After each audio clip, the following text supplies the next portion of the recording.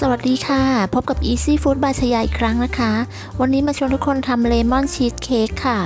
เป็นชีสเค้กที่มีความนุ่มละมุนละลายในปากแล้วก็หอมเลมอนมากๆเลยนะคะเราไปเริ่มทำกันเลยค่ะ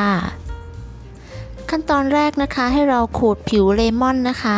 ก่อนที่จะนำมาขูดก็ล้างให้สะอาดนะคะเราใช้เลมอนประมาณ1ลูกใหญ่ค่ะ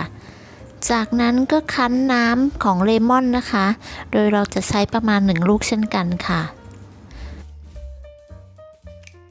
จากนั้นค่ะให้มาเตรียมไข่นะคะเราจะใช้ไข่ไก่เบอร์2ค่ะทั้งหมด3ฟองนะคะโดยใช้ไข่เต็มฟอง2ฟองค่ะและใช้ไข่แดง1ฟองนะคะจากนั้นนะคะเราก็จะมาตีเนยและชีสที่เข้ากันค่ะโดยนำเนยและชีสนะคะออกมาไว้นอกตู้เย็นเพื่อให้อ่อนตัวลงนะคะเพื่อที่ว่าเวลาตีจะได้ตีง่ายขึ้นนะคะแต่ยังมีความเย็นอยู่นะคะตีเนยและชีสให้เข้ากันนะคะโดยใช้สปีดกลางค่ะพอตีส่วนผสมของเนยและชีสเข้ากันแล้วนะคะเดี๋ยวเราจะใส่น้ำตาลค่ะ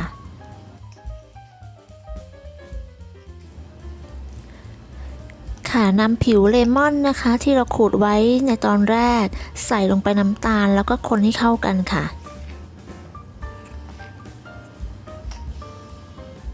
ใส่น้ำตาลลงไปในเนยและชีสที่เราตีไว้นะคะเราจะตีส่วนผสมของเนยชีสแล้วก็น้ำตาลนะคะให้ขึ้นฟูแล้วก็มีสีอ่อนลงค่ะโดยใช้ความเร็วสปีดกลางค่ะ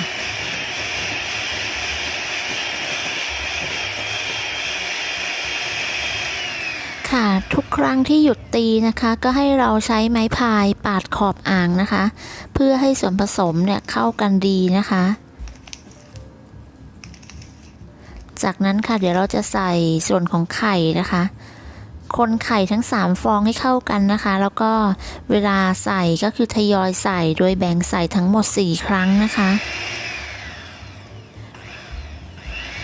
ช่วงที่ตีไข่นะคะก็ตีแค่พอเข้ากันนะคะโดยใช้สปีดกลางค่ะ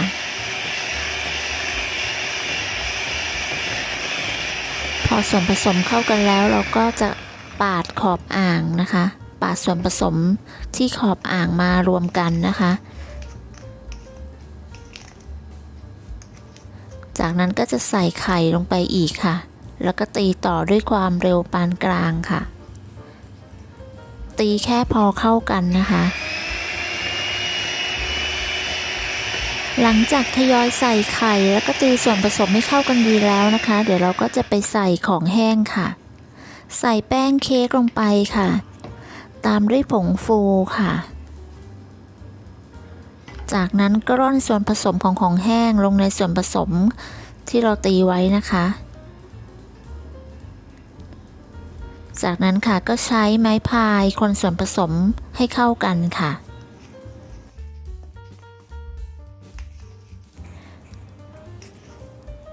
จากนั้นก็ใส่น้ำเลมอนค่ะแล้วก็ตีส่วนผสมโดยใช้สปีดกลางนะคะ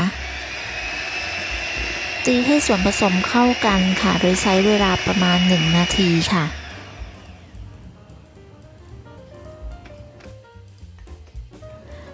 ต่อไปก็จะนำส่วนผสมไปใส่ในถุงบีบนะคะ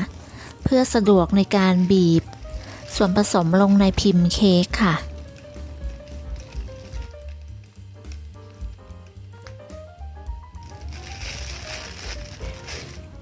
เราใช้เป็นพิมพ์คัพเค้กนะคะเป็นแบบเทฟลอนค่ะใส่ปริมาณถึงขอบพิมพ์นะคะสูตรนี้จะได้ทั้งหมด12ชิ้นค่ะจากนั้นก็จะนำไปเข้าอบนะคะโดยใช้ไฟ160องศานาน20นาทีค่ะ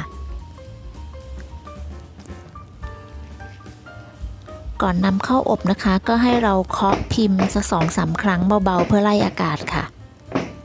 พอเค้กสุกออกมาแล้วนะคะเราก็จะพักไว้ในพิมพ์ประมาณ5นาทีให้เค้กอุ่นๆนะคะ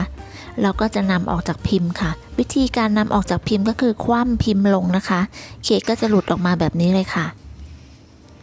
แล้วเดี๋ยวเราจะไปพักไว้ให้เย็นบนตะแกรงนะคะ ได้ก้นเค้กเนียนๆสวยๆแบบนี้เลยค่ะเดี๋ยวเราไปพักไว้ให้เย็นก่อนนะคะแล้วก็จะมาตกแต่งกันค่ะต่อไปเราจะมาทำไอซิ่งกราเซ่นะคะโดยการใส่น้ำเลมอนลงในน้ำตาลไอซิ่งค่ะคนส่วนผสมของน้ำตาลไอซิ่งกับน้ำเลมอนนะคะให้เข้ากันจนไอซิ่งละลายแบบนี้นะคะแล้วก็นำไปใส่ถุงบีบแล้วก็นำไปราดบนเค้กค่ะที่เราพักไว้เย็นแล้วนะคะราดให้ครบทุกลูกนะคะ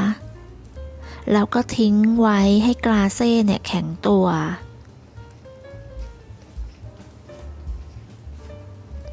เราทิ้งไว้สักพักเขาก็จะแข็งตัวแล้วนะคะได้แบบนี้ค่ะเดี๋ยวหลังจากนี้เราก็จะนำไปตกแต่งค่ะตกแต่งง่ายๆนะคะด้วยชิ้นเลมอนนะคะเฉือนเป็นชิ้นบางๆแล้วก็แปะไว้ด้านบนแบบนี้ก็ได้ค่ะ